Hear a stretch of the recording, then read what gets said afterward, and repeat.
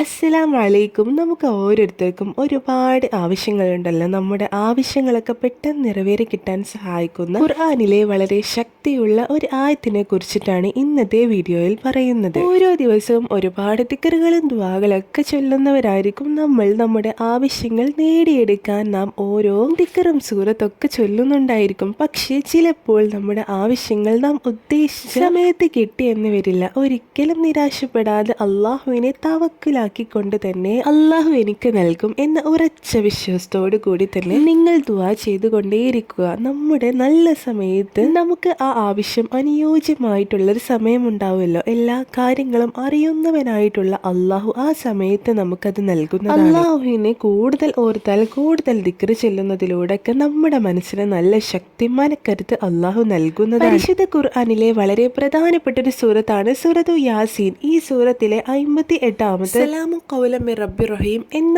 ആയത്തിനെ ആരെങ്കിലും 1479 തവണ ചൊല്ലിയാൽ എല്ലാ ആവശ്യങ്ങളും അള്ളാഹു നിറവേറ്റി തരുന്നതാണ്. ഈ എണ്ണം തെറ്റാതെ വേണം ചൊല്ലേണ്ടത്. ഈ ആയത്തിനെ 1479 തവണ ചൊല്ലിയിട്ട് അള്ളാഹുവിനോട് നിങ്ങളുടെ എന്ത് ആവശ്യമുണ്ടോ ആ ആവശ്യം പറഞ്ഞുകൊണ്ട് ദുആ ചെയ്യുക. ഇൻഷാ അല്ലാഹ് അള്ളാഹു അത് വേഗത്തിൽ തന്നെ നിറവേറ്റി തരുന്നതാണ്. ഇൻഷാ അല്ലാഹ്.